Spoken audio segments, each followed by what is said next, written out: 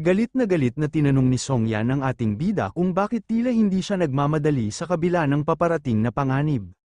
Ngunit kalmado lamang ang naging sagot ng bida, wala raw siyang dapat ipag-alala, handa na siyang umalis anumang oras, at kapag dumating ang tamang sandali, papasok siya sa kabundukan upang harapin mismo ang ikaapat na maestro ng pamilyang Dai, nang walang bahid ng takot. Mariing binalaan ni Song Yan ang ating bida, ipinaliwanag niyang hindi biro ang kalaban, dahil ang ikaapat na maestro ng pamilyang Dai ay isa ng ganap na eksperto sa pinakamataas na antas ng ikaapat na realm, bagamat alam niyang napatay na ni Wang Sheng ang mga malalakas na kalaban sa triple realm at maging ang libu-libong makamandag na insekto, iginiit niyang ibang usapan ito, sapagkat ang ikaapat na maestro Dai ay daan-daang beses na mas nakakatakot kaysa sa lahat ng mga iyon. Samantala, imbes na mabahala, tila walang pakialam ang ating bida, habang inaantok pa ito. Binalaan pa niya si Wang Sheng, sinabi niyang hindi lamang malakas ang ikaapat na maestro ng Dai, kundi matalino at napakalupit din, sa loob ng nakalipas na 10 taon, sa 5 malalaking pamilya ng mga eksperto, siya ang itinuturing na nangunguna, hindi mabilang ang mga dalubhasang mandirigmang napatay na sa kanyang mga kamay, kaya't iginiit ni Song Yan na isa lamang karaniwang tao ang ating bida kumpara sa ganitong halimaw. Ngunit bigla namang natigilan si Song Yan nang mapansin ang kakaibang reaksyon ng aura ni Wang Sheng sa kanyang katawan. Dahil dito, napatingin si Uncle Lao Yu at iminungkahi na subukan niyang atakihin siya ng ating bida. Agad namang sumang-ayon si Wang Sheng, kaya't inipon nito ang pulang aura sa kanyang katawan at inatake si Uncle Lao Yu. Laking gulat ni Uncle Lao Yu nang makaramdam siya ng kakaibang reaksyon mula sa Han Yuan Soul ng ating bida.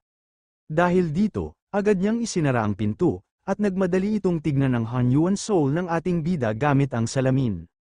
Subalit nang tuluyan nilang makita ang Han Yuan Soul ni Wang Sheng, labis ang naging pagkadismaya ng ating bida, sapagkat isang maliit na isda pa rin ang lumitaw. Ngunit labis na nabigla si Song Yan, bagamat nanatiling maliit na isda ang anyo ng Han Yuan Soul ni Wang Sheng at hindi pa rin ito ganap na nakakapasok sa daloy ng Star Yuan Han, napansin niyang may kakaibang pagbabago rito. Dahil dito, hindi niya napigil ang magtanong kung paano nagawang umabot ng ating bida sa isang kritikal na estado, bagay na tila imposibleng mangyari para sa isang karaniwang Han Yuan Soul, kitang-kita ang pagkagulat at pagkalito sa kanyang mukha, sapagkat hindi ito tugma sa alam niyang mga patakaran ng cultivation. Habang nasa katabing silid ang mga assassin, ginamit ng matabang babae ang kanyang kakayahan upang marinig lahat ang pinag-uusapan nila. Nagtaka sila kung paano niya nagawang umabot sa parehong antas, kahit hindi pa pumapasok sa daloy ang kanyang Yuan Han. Nagtaka naman dito si Achi nang marinig niya ang sinabi, dahil isang malaking lihim na kahit hindi pa pumapasok sa daloy ang Yuan Han ng ating bida, taglay na nito ang lakas na maihahambing sa antas ng heavy environment. Bumalik ang eksena sa ating bida, tinanong niya sa sarili kung paano niya nga ba nagawa ang lahat ng iyon, sa isip niya, iisa lang ang sagot, kumpiyansa. Para sa kanya, basta maniwala ka sa sarili mo, madali mong magagawa ang anumang bagay. Dahil dito, nanigas naman si Uncle Lao Yu at Song Yan, dahil napaka-imposibleng araw ng sinasabi nito. Ngunit hindi yun sinang-ayunan ni Song Yan, ayon sa kanya, alam niyang mahalaga ang kumpiyansa, pero nais pa rin niyang marinig ang malinaw na paliwanag kung paano talaga ito nagawa ng ating bida. Ipinaliwanag ng ating bida na noon ay wala talaga siyang alam kung ano ang Yuan Han. Dahil hindi niya ito alam, hindi rin siya nalimitahan ng mga nakasanayang paniniwala at aral na itinatanim mula pagkabata, para sa kanya, hindi totoo na ang isang Yuan Han na hindi makapasok sa agos ay wala ng kinabukasan, buo ang kanyang paniniwala na kayang basagin ang nakagawian, kaya ginawa niya ito. Natahimik ang dalawa lalo na si Achi na nakikinig sa kabilang kwarto. Maya-maya, may biglang pumasok sa isip nila. Tiyak daw na ang ating bida ay isang disipulo ng isang lihim at makapangyarihang pamilya. Nadismaya si Wang Sheng dahil hindi siya nauunawaan ng tatlo, para sa kanya, hindi dami ng orifice ang sukatan ng lakas, kundi ang tunay na kakayahang gumamit ng aura.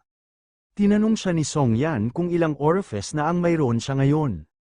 Sumagot ang ating bida ng dalawa, napahawak si Song Yan sa kanyang ulo, sinabi niya na tila kulang yon. Nagtaka si Wang Sheng at muling nagtanong kung kulang ba talaga, na kahit kakaunti lamang ang kanyang orifice, wala yun kahulugan kung hindi naman kayang gumamit ng aura, para sa kanya, kahit pa umabot sa 100 orifice ang isang tao, magiging walang silbi ito kung hindi marunong umatake gamit ang aura. Ipinunto niya na mas mahalaga ang tamang paggamit ng aura kaysa sa dami ng orifice, dahil ang tunay na lakas ay nagmumula sa kakayahang ilabas at kontrolin ang kapangyarihan, hindi sa bilang nito. Dahil dito, nagulat si Song Yan at napamulagat sa narinig sa ating bida. Samantala, tahimik namang nag-isip si Achi, habang seryosong sinusuri si Wang Sheng, sa kanyang isipan, napagtanto niya na hindi basta-bastang tao ang binata. Pagkatapos nun, nagtanong si Wang Sheng kung ano ang nangyayari sa kanilang pamilya. Ipinaliwanag ni Song Yan na sa ngayon ay tahimik pa ang sitwasyon, at ginagamit muna nila ang array stone bilang ebidensya upang maiwasan ang pagdududa ng matatanda sa pamilya. Gayunpaman, pagdating sa usaping ito, malinaw na negosyo ang pinaiiral, ayon sa kanya, mukhang personal na kikilos ang ika-4 na Master Dai laban kay Wang Sheng, kaya't balak niya itong puntahan sa lalong madaling panahon. Dahil dito, hinimok niya si Wang Sheng na sumama na lamang sa kanya at bumalik sa pamilyang Song, kahit pa mas malakas si 4th Master Dai, hindi raw nito basta-basta magagawang patayin si Wang Sheng habang nasa loob ng pamilyang Song ng Chan. Pabirong tinanong ng ating bida si Song Yan kung ibig sabihin ba nito ay babalik na siya upang muling maging kanyang kasintahan. Dahil sa tanong na yon, biglang namula si Song Yan at halatang nabigla, hindi agad makasagot sa sinabi ng ating bida. Kasabay nun, seryosong sinabi ni Wang Sheng na may mabuti siyang hangarin, ngunit kailangan pa rin niyang tuparin ang misyong kanyang sinumpaan. Pagkatapos nito, bigla niyang inamin na maaaring ang dahilan ng kanyang pagpunta roon ay upang pumatay ng isang babae. Sa kanyang isipan, lumitaw ang isang misteryosong babae, hindi niya alam ang pangalan nito o kung sino talaga siya. Gayunpaman, determinado ang ating bida na hanapin ang babaeng yun, anuman ang mangyari. Nagtanong si Song Yan kung paano niya mahahanap ang babaeng tinutukoy nito. Bilang sagot, ipinaliwanag ng ating bida na ang yuanhan ng babaeng yun ay dapat isang phoenix, kaya yun ang magiging palatandaan niya. Dahil sa narinig, labis na nagulat si Song Yan at hindi makapaniwala sa kanyang nalaman. Sa kabilang banda, tahimik namang nag-isip din si Achi, kaya nagtanong si Achi sa kanyang mga kasamahan, ngunit pati sila ay wala ding alam tungkol sa sinabi ng ating bida. Sinusubukang alalahanin ni Achi kung saan niya na nakita o narinig ang impormasyong yon, ngunit hindi pa rin niya ito matandaan. Gayunpaman, napagtanto niyang napakahalaga ng bagay na yun kaya nagpasya siyang bumalik at magtanong mismo sa mga nakatatanda. Kasabay nito, iniutos ni Achi kay Big Ear na lihim na sundan ang grupo at tandaan ang lahat ng kanilang pinag-usapan. Inutusan din niya si Big Bear na mag-imbestiga tungkol kay Dai Sifu at Xiaozi, at ibunyag ang kinaroroonan ni Wang Sheng at Miss Song upang muling mapagsama ang pamilya Dai. Samantala, napaisip din si Achi na kumalat na ang balita na nagkita ang ika-4 na Master Dai at ang unang ginang ng pamilyang Song sa lugar na iyon, at ang kanilang pagkikita ay naging isang kapansin-pansing pangyayari. Pagkatapos nito, tahimik na umalis si Achi, mabilis na naglaho na parang walang iniwang bakas. Bumalik ang eksena sa silid ni Wang Sheng, inutusan ni Song Yan si Uncle Lao Yu na bumalik muna at tipunin ang lahat ng puwersang kayang galawin ng pamilya upang hanapin ang babaeng may Phoenix Yuanhan.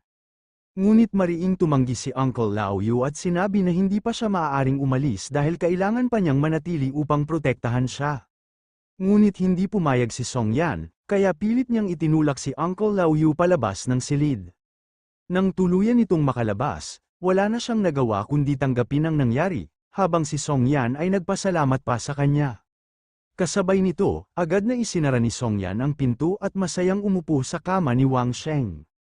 Nagtaka ang ating bida at tinanong si Song Yan kung bakit ito napakasaya.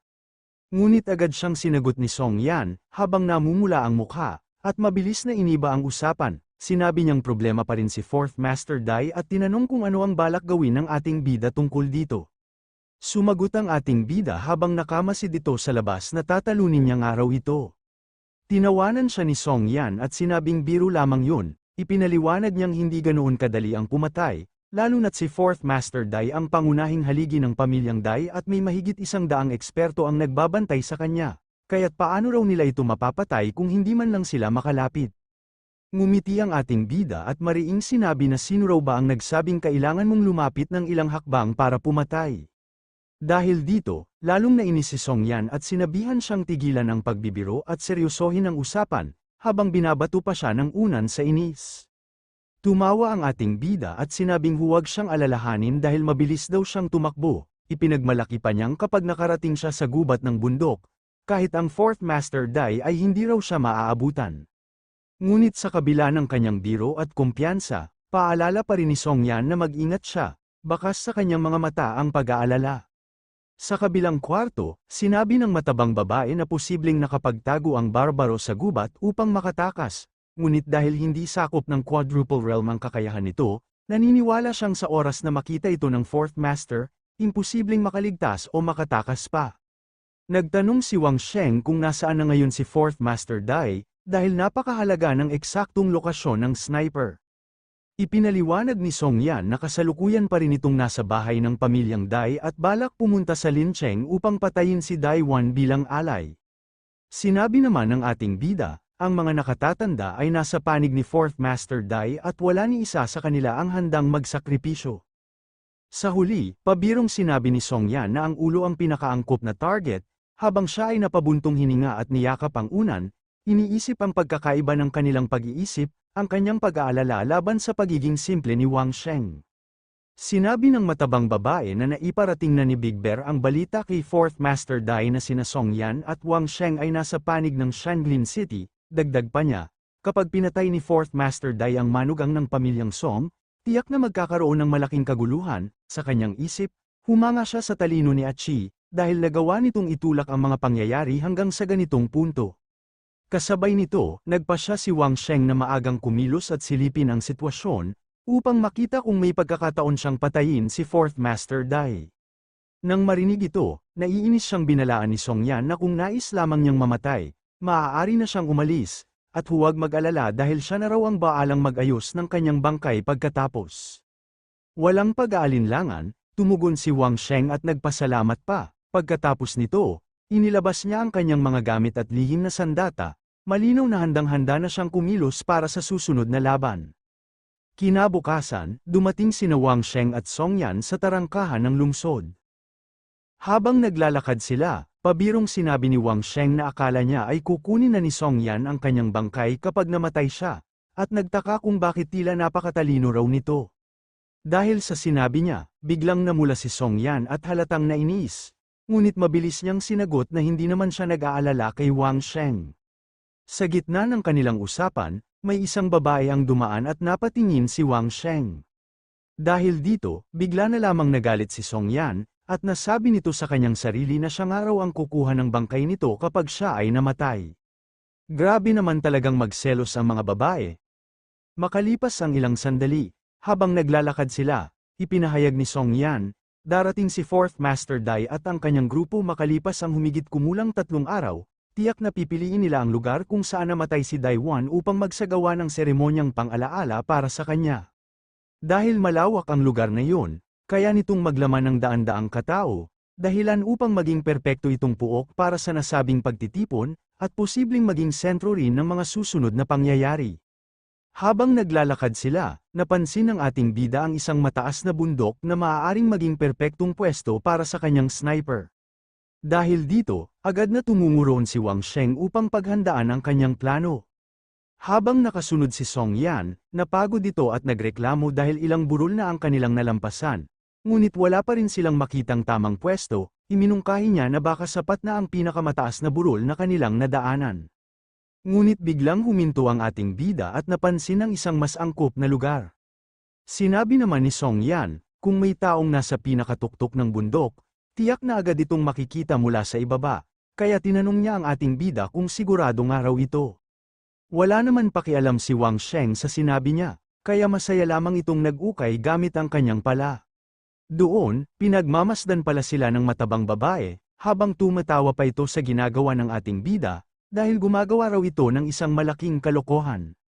Sinabi ni Song Yan na sa madaling salita, ilang beses na nilang hinukay ang lupa sa iba't ibang lugar. Inutusan ng ating bida si Song Yan na hukayin at kunin ang baril dahil hindi magandang ideya na iwan ito sa itaas. Dahil dito, nagulat si Song Yan at nalito nang marinig ang salitang baril, dahil hindi niya ito alam. Makalipas ang 3 araw, makikita natin dito si Duan Sha habang nakaupo ito sa kanyang trono, at siya pala ang tinutukoy nilang Fourth Master Dai. Mula sa mataas na bundok, makikita natin si Wang Sheng at Song Yan na nakabalot ng dahon sa kanilang buong katawan, para hindi sila mahalata. Nagtanong naman ang ating bida kung saan nga raw nakapwesto ang Fourth Master Dai. Sagot ni Song Yan habang nagagalit, na hindi niya nga raw makita dahil napakalayo nga raw nito. Ngunit pinagamit ng ating bida ang kanyang telescope upang makita ito ni Song Yan. Nagulat si Song Yan dahil nakakakita nga raw ito mula sa malayo, gamit ang bagay na ito. Ngunit agad siyang sinabihan ni Wang Sheng na ituro kung saan nakapwesto ang Fourth Master Dai, habang nakahanda na ang kanyang sniper rifle. Sinabi naman ni Song Yan, ang nakaupo nga raw sa trono ay ang Fourth Master Dai, habang napapalibutan ito ng mga tao. Mula rito, may ilang taong nakaluhod sa harapan niya. Masama silang tiningnan ni Duan Sha, dahilan upang manginig sa takot ang mga lumang gwardya. Dahil dito, nagsimula silang magmakaawa para sa kanilang mga buhay.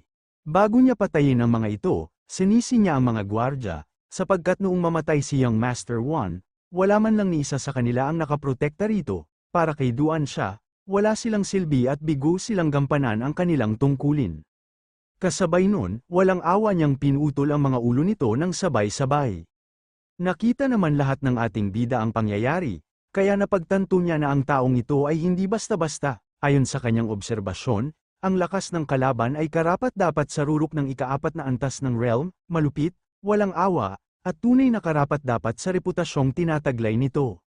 Ngunit sa kabila ng lakas na iyon, bahagyang kumunat ang noo ng ating bida, para sa kanya. Nakapanghihinayang na ang isang taong may ganitong kakayahan ay piniling tahakin ng landas ng karahasan. Sa isip niya, sayang, isa talaga siyang master. Sinabi pa niya kay Song Yan, na manood ng mabuti, dahil magkakaroon nga raw ng malaking balita. Sa kabila nito, nanatili pa ring nakasubaybay ang matabang babae, habang dumating na ang kanyang kasamahan. Nagtanong naman ang kanyang kasama, ngunit agad siyang pinatahimik nito, sabay turo sa lokasyon ng ating bida. Pagkatapos nito, bumalik naman ang eksena sa kumag, sinabi ni Duan Sha na maayos na naisakatuparan ang utos, at matapos iyon ay hinabol at pinatay ang 2 lalaki at 1 babae. Ngunit bigla niyang napansin na lalo pang lumakas ang nakamamatay na aura sa paligid, dahil dito, napakunot ang kanyang noo at napaisip siya kung bakit patuloy pang tumitindi ang pagpatay na intensyon.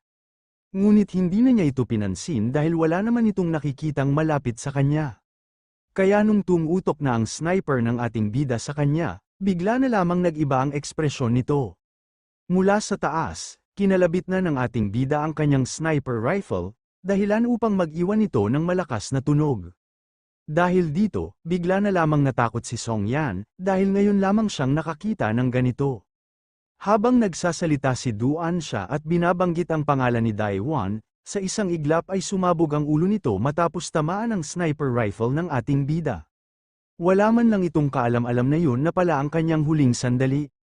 Nang lumingon ang isa sa mga tauhan kay Duan Sha, laking gulat niya nang matuklasang patay na pala ito. Dahil dito, nagsimula silang magpanik, sapagkat wala ni isa sa kanila ang nakakaalam kung paano ito nangyari. Maya-maya, nagkagulo ang paligid at nagsisigawan ang lahat na napatay na si Fourth Master Dai ng isang hindi pa nakikilalang kalaban. Napunta ang eksena sa matabang babae, nang marinig nito ang tunog ng sniper rifle ng ating bida, nagsimula itong magdugo sa kanyang mata, ilong at bibig. Nag-aalalang nagtaka naman ang kanyang kasama kung anong araw ang nangyari sa kanya. Dahil doon, unti-unti nang lumalabo ang paningin nito sa kanyang nakuhang pinsala. Pagkatapos nito, mahinahong sinabi ni Wang Sheng na oras na para umalis dahil paparating na ang mga humahabol sa kanila. Tiniyak din niyang tuluyang napatay ang target at nakumpirma na ang bangkay nito. Dahil dito, labis na nagulat si Song Yan nang mapagtantong patay na talaga si Fourth Master Dai, bagay na hindi pa rin niya agad mapaniwalaan. Kasabay nito, bigla na lamang hinila ni Wang Sheng si Song Yan upang agad silang makaalis. Bago tuluyang umalis, palihim na nag-iwan ang ating bida ng pulbura kung saan sila nag-ukay kanina. Nang makalayo na sila, ngumisi ang ating bida at saka pinindot ang hawak niyang switch. Samantala, habang inaalala ng lalaki ang kanyang kasamang matabang babae, pinainom niya ito ng painkiller upang makabawi ng lakas. Ngunit laking gulat nilang dalawa, Nang bigla na lamang sumabog ang napakalakas na pagsabog sa lokasyon ng ating bida, na yumanig sa buong paligid. Dahil dito, lubos na nagulat si Song Yan, at hindi niya maiwasang magtaka kung paano nga ba nagkaroon ng biglaang pagsabog sa lugar na yun.